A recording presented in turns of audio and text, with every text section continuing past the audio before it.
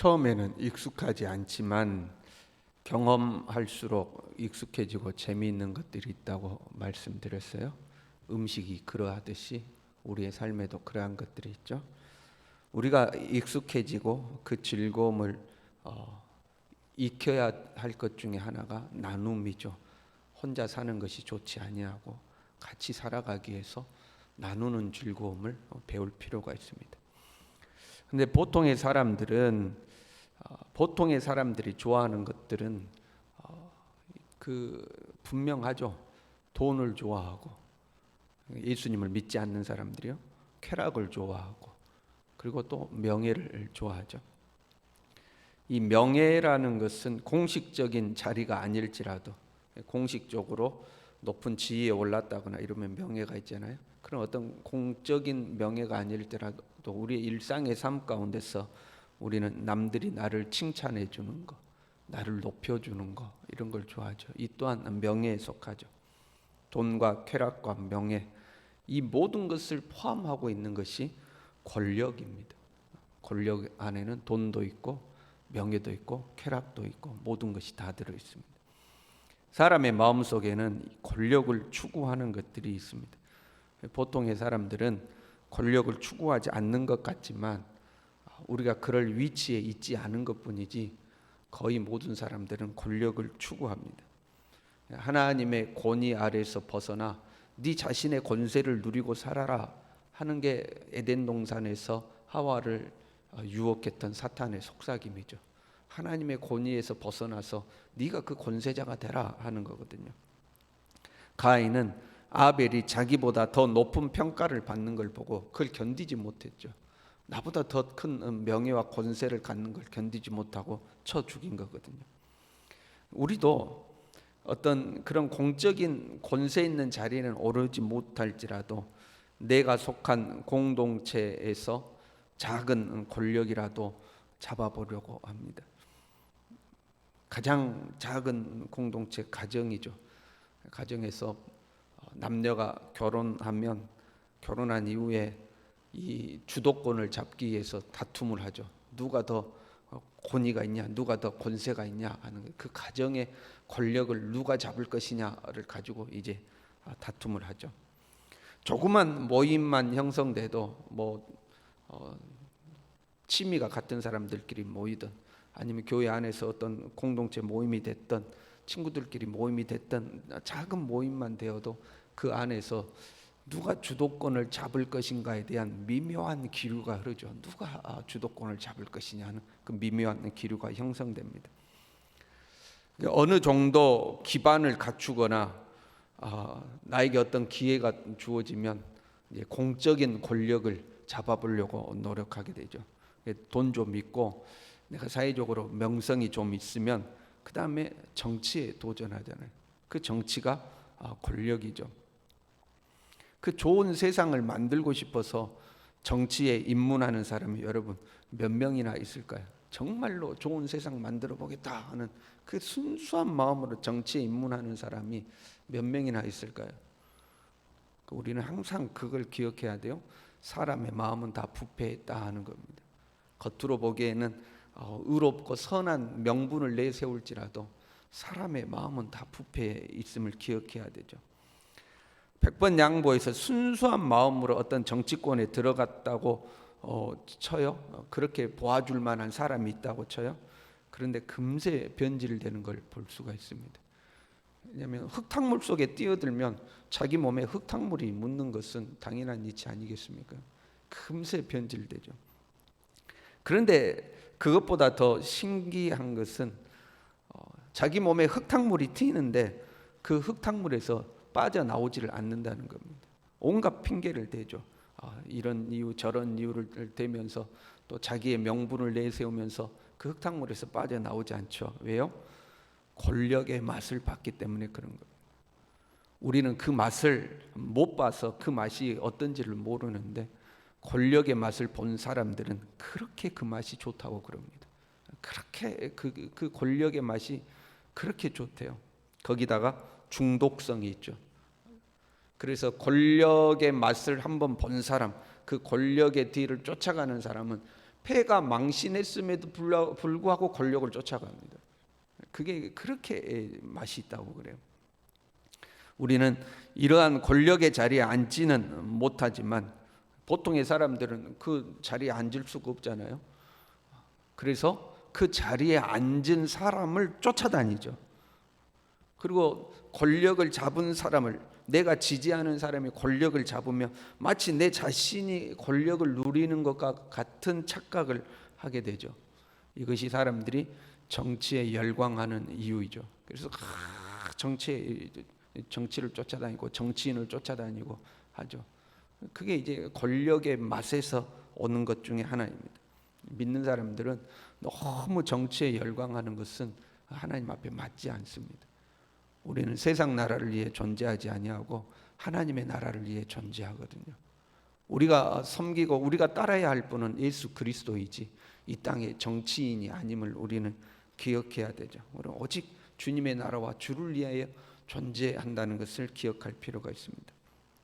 오늘 본문의 말씀은 이 권력의 헛됨에 대해서 말씀하고 있습니다. 13절에 이렇게 되어 있어요.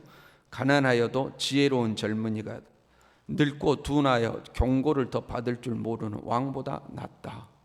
가난하여도 지혜로운 젊은이가 늙고 둔한 왕보다 낫다. 지혜자가 왕의 권력을 가진 자보다 낫다 하고 이야기를 하고 있습니다. 왜냐하면 그 지혜를 가진 자가 결국에 왕의 자리에 오르기 때문에 그렇습니다. 14절에요. 그는 자기의 나라에서 가난하게 태어났을지라도 감옥에서 나와 왕이 되었음이라. 가난하게 태어나서 감옥에 들어갔다 나와 왕이 된 사람이 누굴까? 구체적으로 누구를 지칭하기보다 극단적인 상황을 설정한 겁니다. 우둔한 자가 왕의 자리에 앉아서 가난하지만 지혜로운 젊은이를 핍박한 거죠. 그러니까 감옥에 들어갔겠죠. 그렇게 핍박받을지라도 지혜로운 자가 훨씬 나아요. 결국에는 그가 나와서 왕이 되는 거죠. 그 핍박을 이겨내고 그 지혜로운 자가 결국에는 왕이 되는 겁니다. 그런데 그 왕의 권세가 오래가지 않죠. 모든 권세는 영원한 권세가 없지 않습니까? 시중에 하는 말이 곤불 10년이라 이랬죠. 권세는 10년 이상을 가지 못한다 하는 겁니다. 그 젊은이가 비록 왕이 되었을지라도 그 뒤를 이어서 또 다른 왕이 일어나기 마련이죠. 왕의 다음 자리에 있다가 왕을 대신하여 일어난 젊은이와 함께한다. 대중들이 지금의 왕을 선호하다가도 그 다음에 왕을 대신하여 일어나는 젊은이를 다시 그 사람을 선호하는 겁니다. 젊은이와 함께 있다. 이 젊은이라는 것은 나이가 어리다 그런 의미보다 새로운 인물이다 그런 의미를 가진다고 보면 됩니다. 지금의 왕을 그렇게 지지하다가도 새로운 인물이 나타나면 그 새로운 인물을 이제 지지하는 겁니다. 새로운 인물을 추종하고 새로운 인물을 지지하는 거죠. 16절에 보면 그의 치리를 받는 모든 백성들이 무수하였을지라도, 그러니까 한때는 내가 통치를 하고 그런 나의 통치를 따르고 그 중에 내가 인기가 있었고 내가 지지를 받았을지라도 후에 오는 자들은 그를 기뻐하지 아니하리니, 새로운 인물이 일어나서 그 새로운 인물을 지지하고 그 새로운 인물이 왕의 자리에 오르게 되면 그 새로운 세대는 이전 세대를 싫어한다는 겁니다. 이전 왕을 싫어한다는 거죠. 세월이 지나거나 상황이 바뀌거나 그러면 그를 지지했던 사람들이 등을 돌리는 거죠. 지금 현대의 정치도 그렇지 않습니까?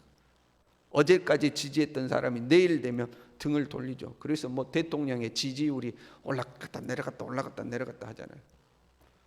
역대 대통령들을 보더라도 그 당시에는 투표하면 득표율이 80%, 85% 득표했던 대통령들도 세월이 지나면 다 사람들이 싫어하잖아요.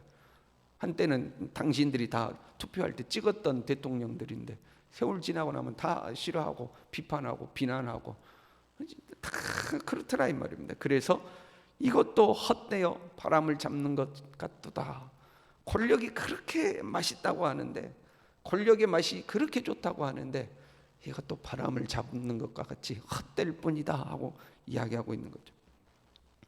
예수님을 시험했던 사탄이 천하 만국과 그 영광을 예수님에게 보여주면서 네가 나에게 절하면 이 모든 것을 너에게 주겠다 하고 예수님을 유혹했죠.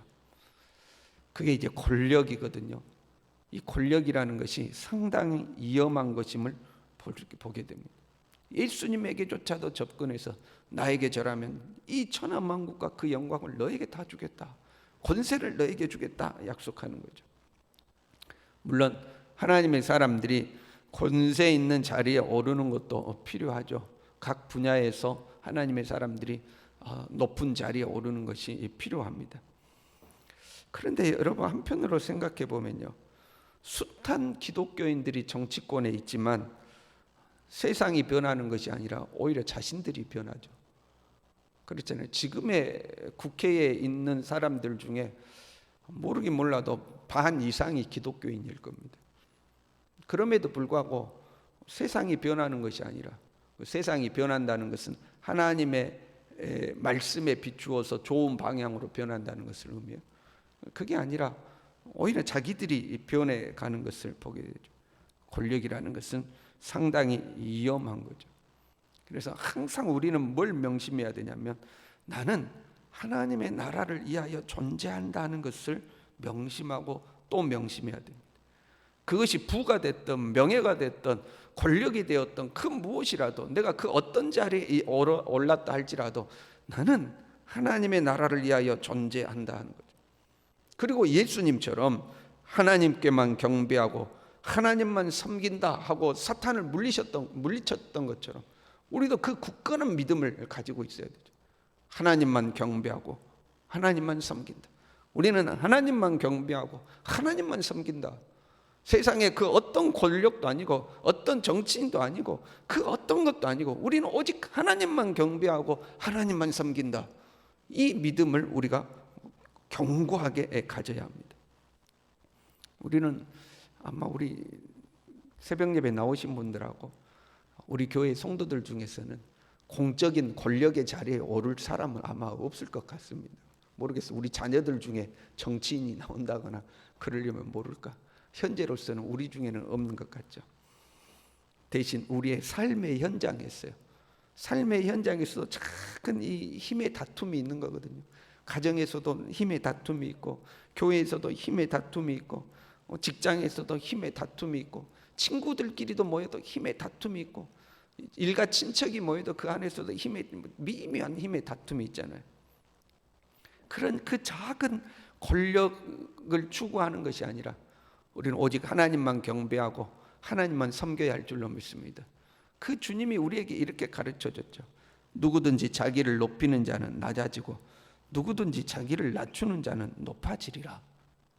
자기를 높이는 자, 자기의 힘을 가지고 남을 어떻게 부려보려고 하는 자는 하나님 앞에 낮아질 것이고, 자기를 낮추는 자는 하나님이 높이시리라 약속하고 있습니다.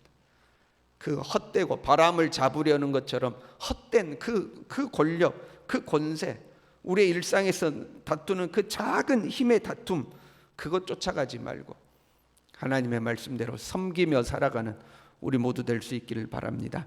기도하겠습니다.